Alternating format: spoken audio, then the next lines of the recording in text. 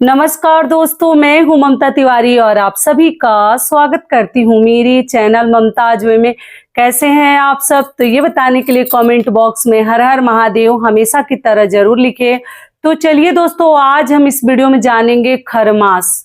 खरमास 2025 में कब से प्रारंभ हो रहा है, कब समाप्त हो रहा है, खरमास में हमें किन किन बातों की ध्यान रखनी चाहिए, कौन कौन सा कार्य हम कर सकते हैं, कौन कौन सी चीजें हम खरीद सकते हैं, कौन कौन सी चीजें हम बिल्कुल नहीं खरीद सकते कितना भी इमरजेंसी हो जाए, और कौन कौन से कार्य हम नहीं कर सकते हैं। तो इसी प्रकार के बहुत सारी महत्वपूर्ण बातें आज हम इस वीडियो में जानेंगे। तो आप लोग बने रहिए मेरे साथ मेरे चैनल पर। अगर आपको मेरा वीडियो पसंद आता है तो प्लीज आप मेरे चैनल को सब्सक्राइब कर दीजिएगा, बेल आइकन को प्रेस कर दीजिएगा, जिससे कि मेरे वीडियो के नए नोटिफिकेशन आप सभी के पास सबसे पहले पहुंचे। तो चलिए शुरू करते हैं और जान लेते हैं खरमास से संबंधित सभी महत्वपूर्ण बातें। तो सबसे पहले दोस्तों आपको बता दूं कि देवउठनी एकादशी से लेकर और जब तक खरमास प्रारंभ नहीं होता, मतलब शुभ और मांगलिक कार्य हम करते हैं। जब देव उठ जाते हैं उसके बाद से शुभ और मांगलिक कार्य शुरू हो जाते हैं। किंतु जब से खरमास लग जाता है, जैसे सूर्य देव धनु राशि में प्रवेश करते हैं, तब से खरमास लग जाता है और हमारे घर के शुभ और मांगलिक कार्य नहीं होते हैं, धीमे पड़ जाते हैं। कुछ किसी भी प्रकार के बड़े अनुष्ठान, कोई भी कार्य हमारे घर के नहीं होते हैं जब तक कि खिचड़ी का पर्व यानी कि मकर संक्रांति जब जिस दिन रहता है उसके अगले दिन से फिर से शुभ और मांगलिक कार्य शुरू हो जाते हैं।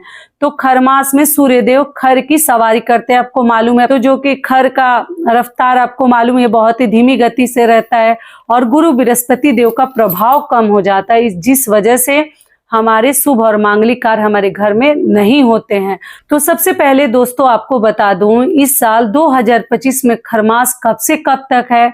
तो 16 दिसंबर दिन मंगलवार से खरमास प्रारंभ हो रहा है और 14 जनवरी को समाप्त होगा। उस दिन खिचड़ी का पर्व हम मनाते हैं, मकर संक्रांति मनाते हैं, उत्तरायण होते हैं सूर्यदेव। तो इसलिए आप लोग इन दिनों के दौरान बीच में आपको कौन कौन से कार्य नहीं करने हैं, जो भी करने हैं 16 दिसंबर से पहले आप लोग कर लीजिएगा, ठीक है। उसके बाद आप 14 के बाद ही कर सकते कोई भी कार्य हो। तो चलिए सबसे पहले दोस्तों आपको बता दूं, खरमास में सूर्य देव की पूजा सबसे अधिक करनी चाहिए, ठीक है। आप लोग सूर्य देव की परिक्रमा कर सकते हैं, सूर्य देव को जल दे सकते हैं लाल रोली के साथ, लाल चंदन के साथ। तांबे के लोटे में देते हैं तो कुछ भी मीठा ना डालें और आप लोग सूर्य देव को जल देते हुए सूर्य देव का जो मंत्र है, आप लोग मंत्र मैं यहाँ लिख दूंगी, आप लोग दे दीजिएगा, ठीक है। ओम सूर्य देवाय नमः भी बोल सकते हैं।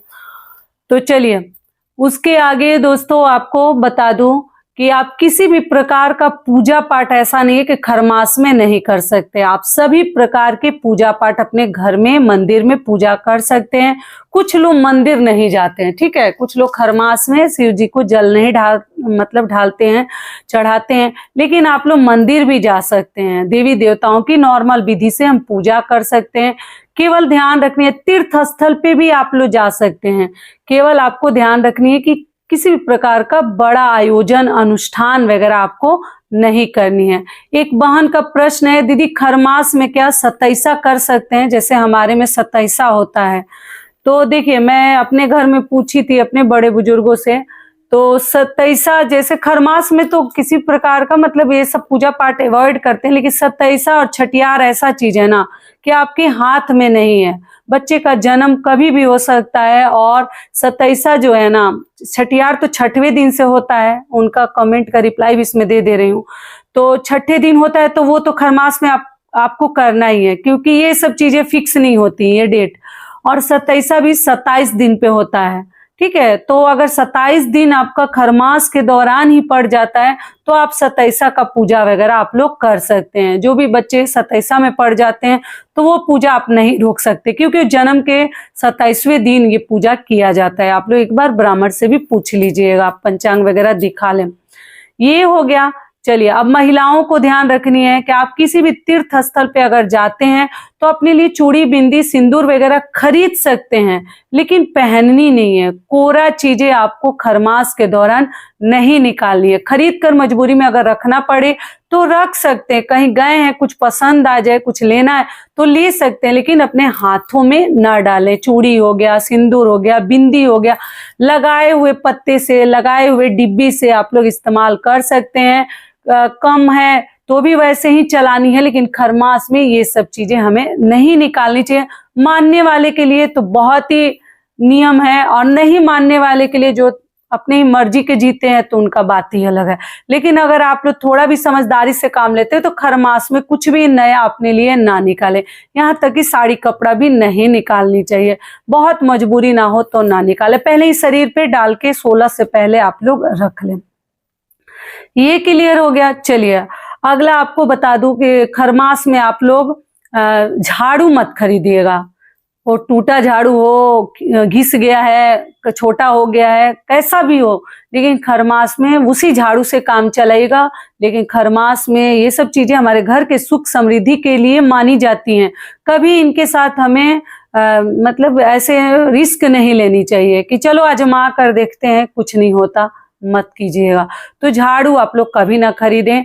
और बेड, लकड़ी की चीजें खरमास में कभी खरीद कर ना लाए। अलमीरा हो गया, बेड हो गया, सोफा वगैरह, ये सब थोड़ा इंतजार कर लीजिए। 14 तारीख के 14 जनवरी 2026 के बाद ही आप लोग खरीदिएगा, क्योंकि 16 दिसंबर 2025 से प्रारंभ होकर 14 जनवरी 2026 तक खरमास है। ठीक है, 14 तारीख को समाप्त हो जा रहा है खिचड़ी मकर संक्रांति के साथ, तो इस बात का आप लोग ध्यान रखिएगा। अगला ध्यान आपको क्या करनी है, वाहन खरमास में दोस्तों कभी ना लें, क्योंकि इसका आपको दुष्परिणाम देखने को मिल सकता है, जो कि हम नहीं चाहते अपने घर परिवार के लिए, तो आप लोग मत खरीदिएगा। अगला ध्यान क्या रखनी है, मायके ससुराल जरूरत ना पड़े तो मत जाइएगा। मान लीजिए इमरजेंसी, पहली बार तो एकदम विदाई नहीं करनी चाहिए खरमास में बेटी बहनों की। और मान लीजिए किसी को जाना ही पड़ जाए, दुख बीमार, आजकल तो ऐसे भी कभी कभी कुछ भी हो सकता है, आदमी को जाना ही पड़ता है। खोइछा किधर से भी ना लें, बिना खोइछा का आपको जानी है और आनी है वापस। ये हो गया। अगला ध्यान क्या रखनी है, नया घर, इसमें गृह प्रवेश, मुंडन, जनेऊ संस्कार और किसी भी प्रकार के शुभ मांगलिक कार्य, यहाँ तक कि देखौकी जो हम कहते हैं, इंगेजमेंट वगैरह कुछ भी नहीं होता। टीपन मिलाना, गन्ना बनाना, कुछ भी आप नहीं कर सकते हैं। वो आपको फायदा नहीं होगा, उल्टा नुकसान हो जाएगा। लेकिन आप लोग आजमाइएगा मत। अब जिनको हिम्मत होगा वो आजमा कर भी देख सकते हैं। ये हो गया। चलिए अगला ध्यान क्या रखनी है कि नया घर में आपको नहीं जानी है, और अपना है तो भी, रेंट का भी घर है तो थोड़ा सा मैनेज कीजिए, क्वार्टर वाले से बोल के रखिए, लेकिन आप लोग मत जाइएगा।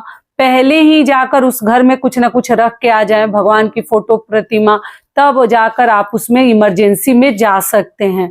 लेकिन खरमास में आप कहीं ना जाएं, क्योंकि जैसे जाकर हम बीमार पड़े रहे, कुछ ना कुछ घर में परेशानी ही रहे, तो ऐसा घर बदलने का हमें क्या फायदा। ये हो गया।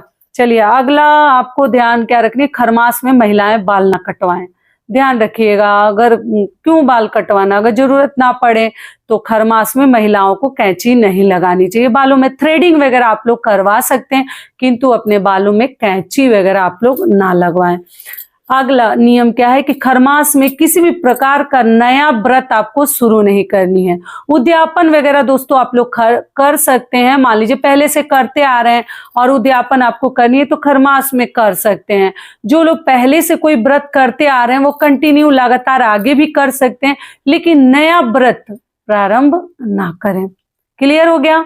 और दोस्तों आप सभी से एक छोटी सी रिक्वेस्ट है, वीडियो पसंद आता है तो चैनल को पक्का सब्सक्राइब कर दीजिएगा और वीडियो को लाइक कर दीजिएगा, क्योंकि आपकी एक छोटी सी लाइक से हमें बहुत अधिक हिम्मत और प्रेरणा मिलती है, तो जरूर कीजिएगा। ये क्लियर हो गया। चलिए अगला आपको ध्यान करने वाले कार्य आपको बता दूं। देखिए आप अपने घर में ऊनी कपड़े, रजाई, कंबल, गद्दा, ये सब चीजें खरीद सकते हैं, कोई दिक्कत नहीं है। और आप लोग राशन पानी अपने घर का सब कुछ खरीद सकते हैं। और ऊनी वस्त्र वगैरह खरमास में भी शॉल स्वेटर आप सब ले सकते हैं, किंतु साड़ी कपड़ा हमें बचानी चाहिए। बच्चों का जिनका जन्मदिन वगैरह पड़ जाता है तो आप जन्मदिन मना सकते हैं, और बच्चों को नया ड्रेस मान लीजिए मजबूरी में पहनाना पड़े तो आप खरीद के, मान लीजिए भूल गए हैं, नहीं खरीदे हैं, नहीं रखे हैं, तब आप लोग खरीद सकते हैं। किंतु अगर नया लेना ही है तो पहले ही खरीद कर उनके शरीर में डाल दीजिए, उसके बाद से आप लोग जैसे जन्मदिन वगैरह बर्थडे मना सकते हैं। ये क्लियर हो गया। और मोबाइल, देखिए बहुत सारे बहनें पूछती हैं कि दीदी, और भाई साहब लोग भी पूछते हैं, बच्चे पूछते हैं कि मोबाइल अगर खराब हो जाए तो देखिए मोबाइल वगैरह मजबूरी में ले सकते, क्योंकि मोबाइल के बिना आजकल जिंदगी नहीं चलने वाली। सबका न्यूज लेना है, समाचार लेना है, फोन करना है, तो मोबाइल आप लोग ले सकते हैं। लेकिन किसी भी प्रकार का ज्वेलरी, गहना, मंगलसूत्र और भी जो चीजें मान लीजिए खरीद भी लेते हैं तो पहननी नहीं है, इस बात का आप लोग ध्यान रखिएगा। सारी बातें क्लियर हो गई खरमास से संबंधित सभी बातों का दोस्तों आप लोग ध्यान रखिएगा, और बिल्कुल गलती मत कीजिएगा। क्योंकि देखिए हम जाने अनजाने में, कुछ लोग हैं जो वीडियो उनको नहीं मिलेगा, और जाने अनजाने में फिर उनके द्वारा गलती हो जाती है, फिर हम सोचते हैं कि हमने क्या गलती किया। एक तो आजकल जमाना ऐसे ही, आप लोग को मालूम ही है कि हंसते खेलते आदमी रह रहा है, सब ठीक रह रहा है, फिर कहाँ से परेशानी आ जाती है, कैसे बीमारी आ जाता है, अचानक से पता चलता है कि आपको ये हुआ है, ऐसे हुआ है। तो ये ऐसे ही धड़कन आदमी का तेज रह रहा है, कहीं भी कुछ भी उल्टे सीधे टाइम पे अगर फोन किसी का आ जाता है ना, तो मैं तो पहले डर जाती हूँ अगर और टाइम पे फोन किसी का आ जाए तो। लेकिन इसीलिए आदमी चाहता है कि फूक फूक कर कदम रखे कि हमारे द्वारा कोई गलती ना हो। जितना जानते हैं उतना तो ध्यान रखनी ही चाहिए।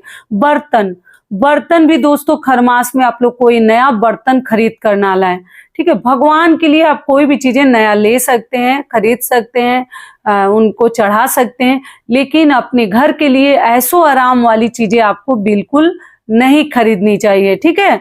बाकी आप लोग ऐसे ही समझदार है तो इन सभी बातों का ध्यान रखिएगा। तो आशा करती हूँ खरमास से संबंधित सभी बातें आपको समझ में आ गई होगी। तो ये वीडियो मेरा यही तक का था, फिर मिलती हूँ एक नए वीडियो में। तब तक के लिए नमस्कार। स्वस्थ रहिए, सुरक्षित रहिए, और जहां कहीं भी रहिए खूब खुश रहिए। धन्यवाद।